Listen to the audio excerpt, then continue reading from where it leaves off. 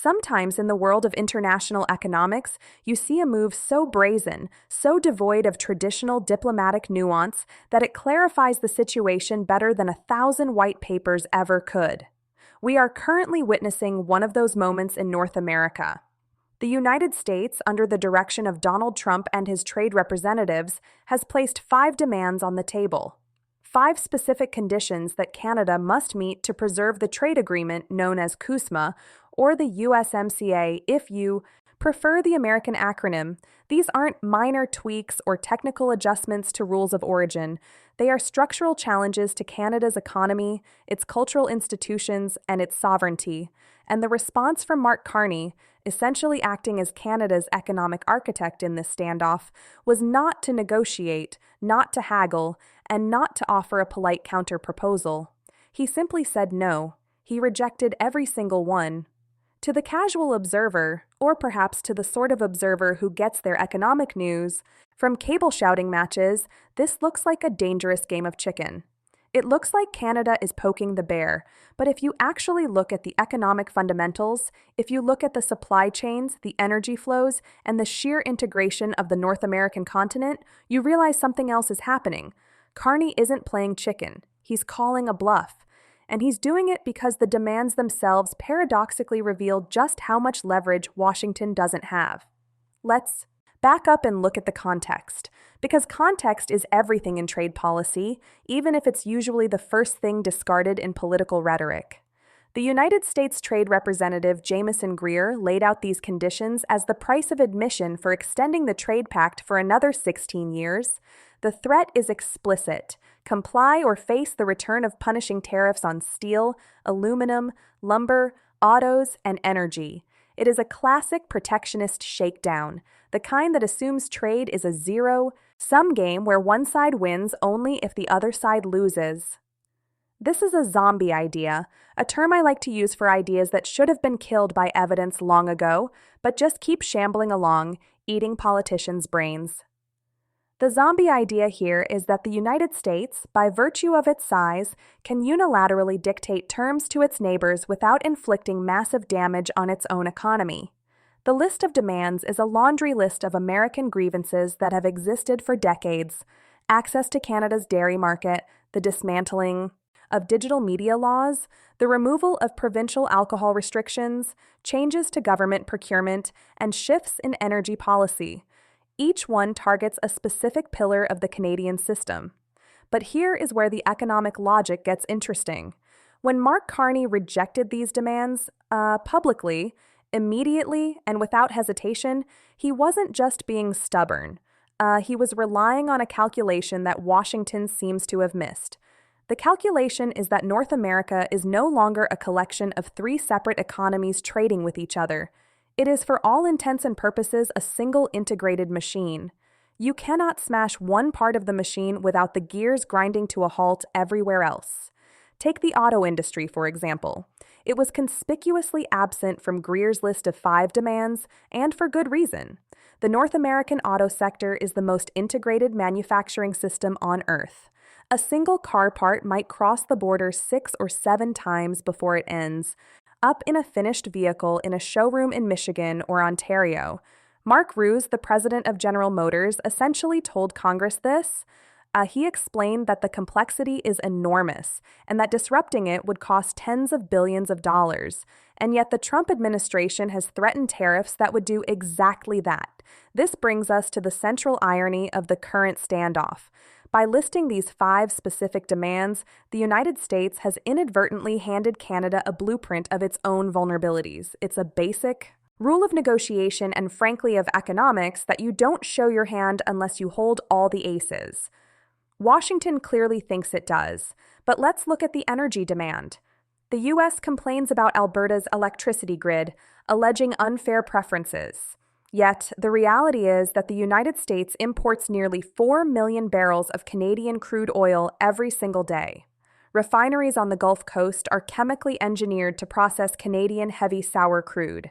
They can't just switch to light sweet crude from Texas without massive, costly retooling.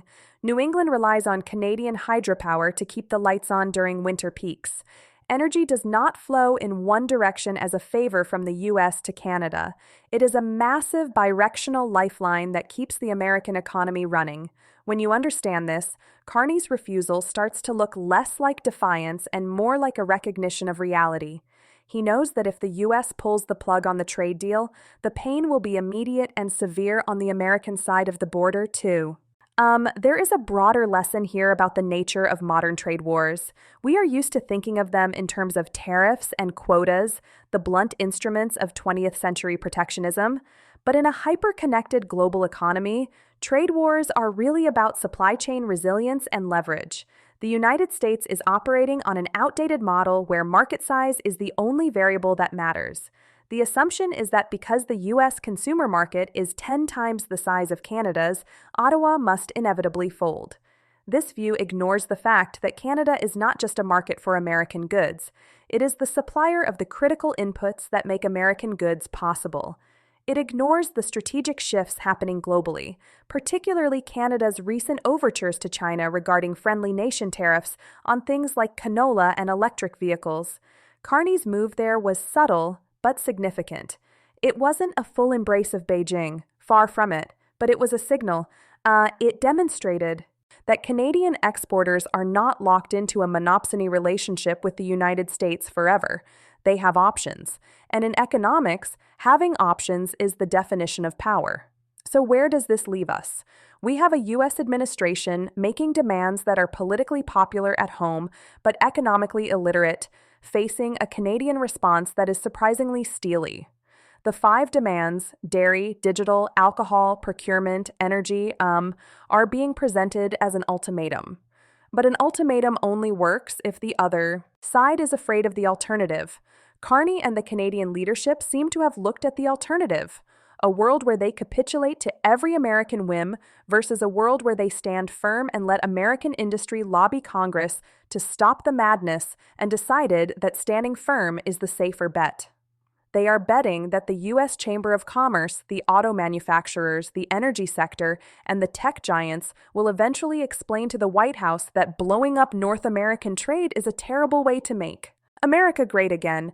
It's a high-stakes wager, certainly, but when you look at the actual flows of goods, services, and energy across the 49th parallel, it's a wager based on hard data, not just national pride.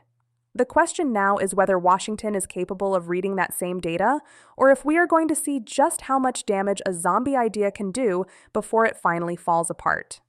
Let's start with the first item on the list because it is perhaps the most emblematic of the entire charade: dairy.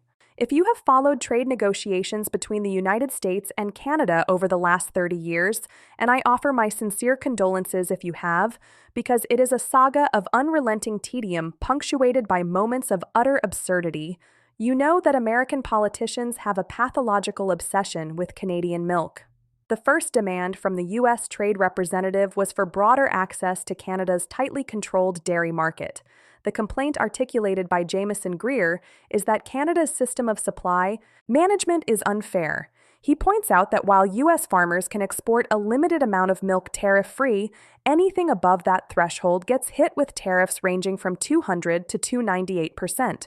To the uninitiated, those numbers sound indefensible, a 300% tariff. Surely that is the very definition of protectionism, a barrier designed to strangle competition and coddle inefficient local producers.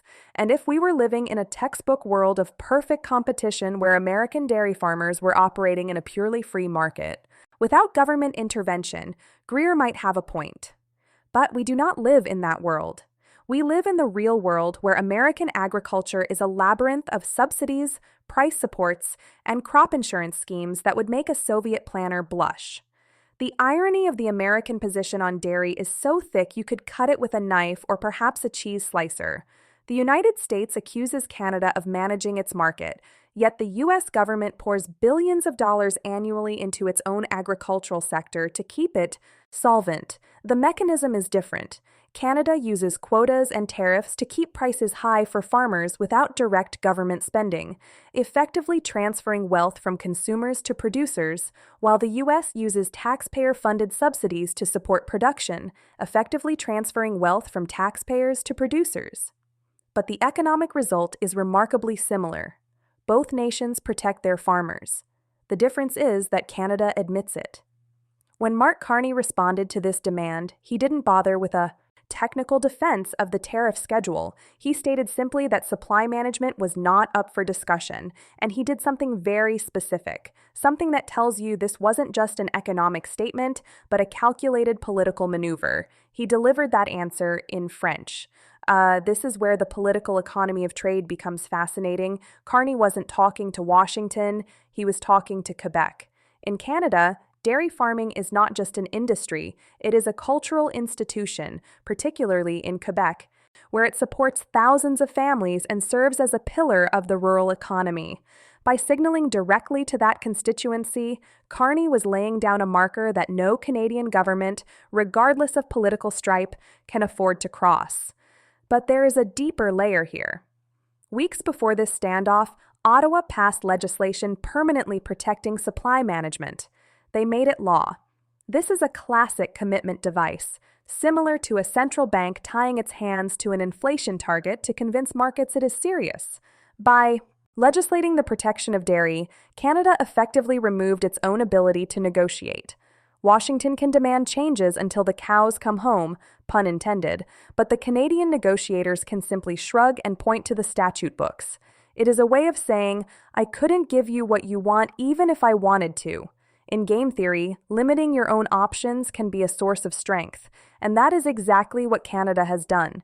They have transformed a trade dispute into a matter of legislative sovereignty. However, if the dairy dispute is a battle over the old economy, cows, milk, cheese, physical goods crossing a physical border. The second demand brings us squarely into the wars of the 21st century. The United States demanded that Canada dismantle its digital media laws, specifically the Online Streaming Act and the Online News Act. The former requires global platforms like Netflix, Spotify, and YouTube to invest a share of their Canadian revenue into local content, much like traditional broadcasters have done for decades.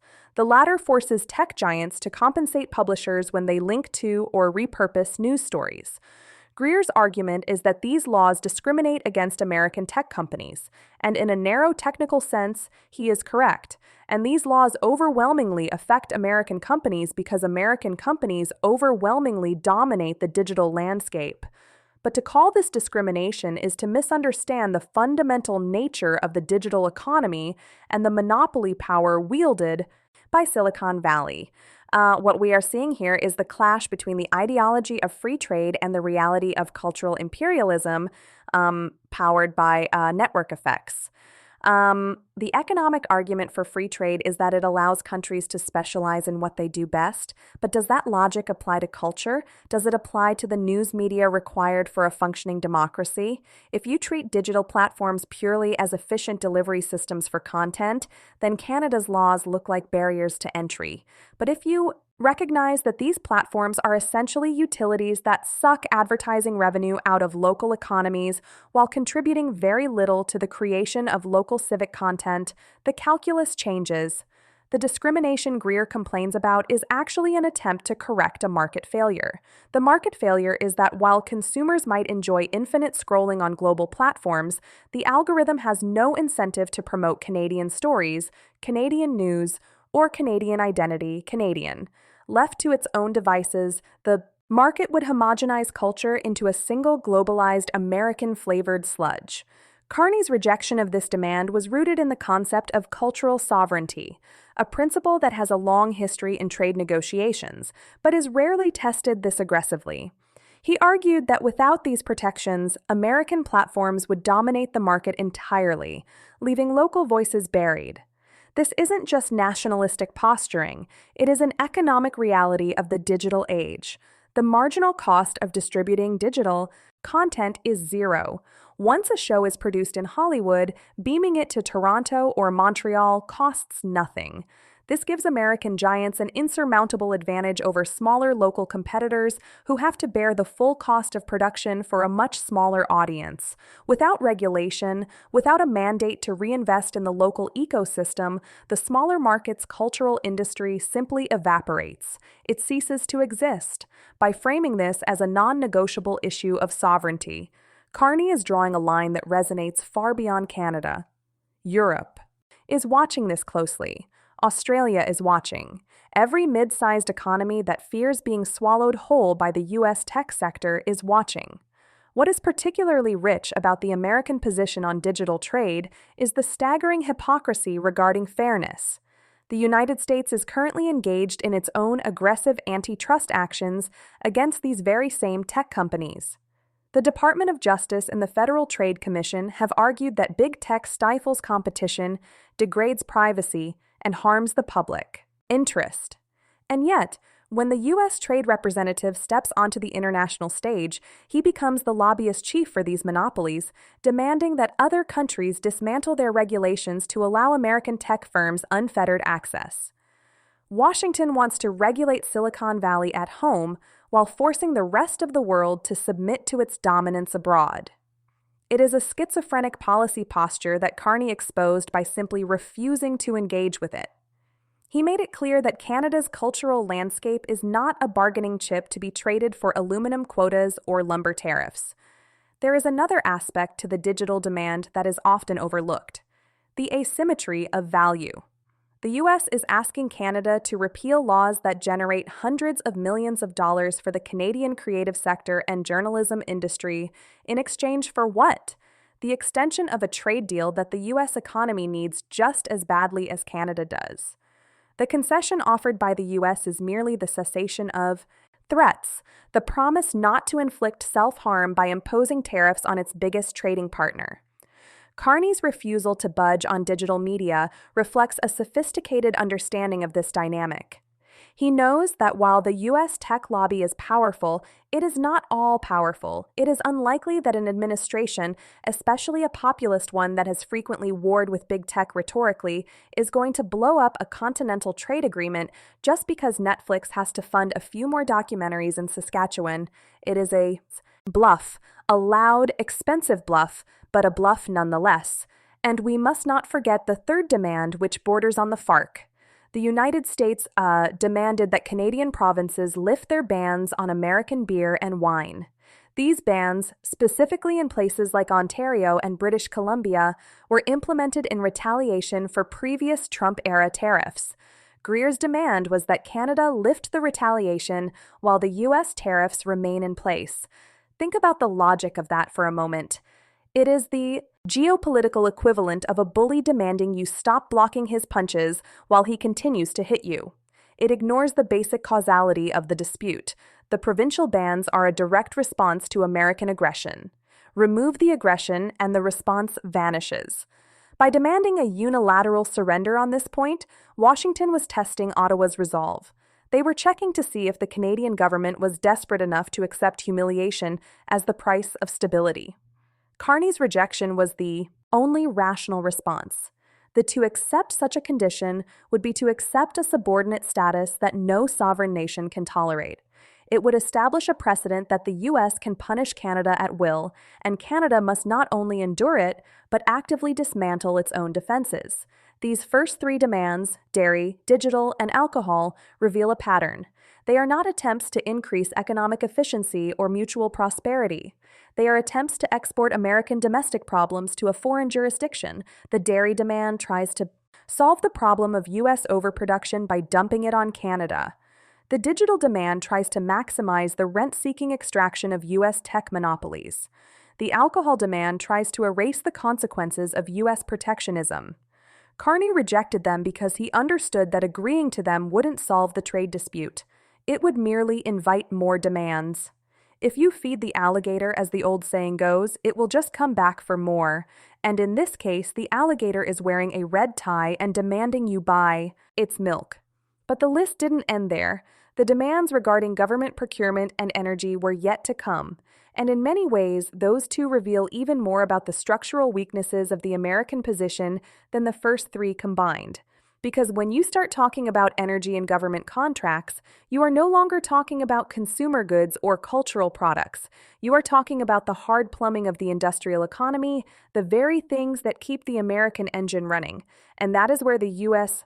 miscalculation becomes truly glaring. If the first three demands were an exercise in political posturing, the fourth demand brings us into the realm of pure, unadulterated projection. We have to talk about government procurement. The United States Trade Representative, with a straight face, accused the provinces of Ontario, Quebec, and British Columbia of favoring Canadian suppliers over American companies for public contracts. Greer called these practices discriminatory and demanded they be dismantled as a condition for extending the Trade Pact. To anyone familiar with the actual mechanics of North American governance, this accusation is breathtaking. It is like a man living in a glass house throwing a boulder through his neighbor's window and then complaining about the draft. The United States is the undisputed world champion of discriminatory procurement. Buy American isn't just a slogan. It is a labyrinthine web of federal statutes, agency regulations, and domestic preference rules that apply to everything from the steel in a highway bridge to the software on a Pentagon computer. It is an industrial policy deeply embedded in the American DNA, reinforced by every administration from Hoover to Biden to Trump. The idea that Washington would demand Canada abandon its own modest versions of these policies while the U.S. simultaneously ramps up its own protectionism under the guise of national security is not just hypocrisy. It is a fundamental misunderstanding of the concept of reciprocity. Carney treated this request with the dismissal it deserved because he recognized it for what it was, an attempt to open Canadian tax coffers to American firms while keeping American tax coffers firmly locked shut. In economic terms, buy local provisions are almost always inefficient. They raise costs for taxpayers and protect less efficient firms. I have spent a career arguing against them, but in political terms, they are the glue that holds trade deals together. They allow governments to tell their voters that their tax dollars are supporting local jobs. By attacking Canada's procurement rules while clinging fiercely to its own, the United States was essentially demanding that Canadian politicians commit electoral suicide to solve an American trade deficit. That is not a negotiation strategy. It is a demand for unconditional surrender, and it assumes a level of desperation in Ottawa that simply does not exist. Then we arrive at the fifth demand. Energy. This is where the American position moves from hypocritical to genuinely dangerous. Greer raised concerns about Alberta's electricity grid, claiming it favors India province generation over imports from Montana during certain periods. Alberta's utilities minister rejected the allegation outright, noting there was no differential treatment. But to focus on a few megawatts of electricity flowing from Montana to Alberta is to miss the forest for a single twig. The larger energy reality runs almost entirely in the opposite direction, and it constitutes one of the most profound strategic vulnerabilities the United States faces. The United States imports roughly 3.88 million barrels of Canadian crude oil every single day, but it is not just the volume that matters, it is the chemistry. The massive refinery complex on the U.S. Gulf Coast, the industrial heart of American energy processing, was specifically designed and retooled over decades to process heavy, sour crude. This is the stuff that comes out of the Canadian oil sands. You cannot simply swap it out for the light sweet crude that comes out of the Permian Basin in Texas. If you cut off the flow of Canadian oil, those refineries don't just pay more. They stop working efficiently, they starve. Simultaneously, look at the northeastern United States. During winter peaks, when the cold snaps hit and heating demand spikes, New England relies heavily on Canadian hydroelectricity to keep homes heated and lights on.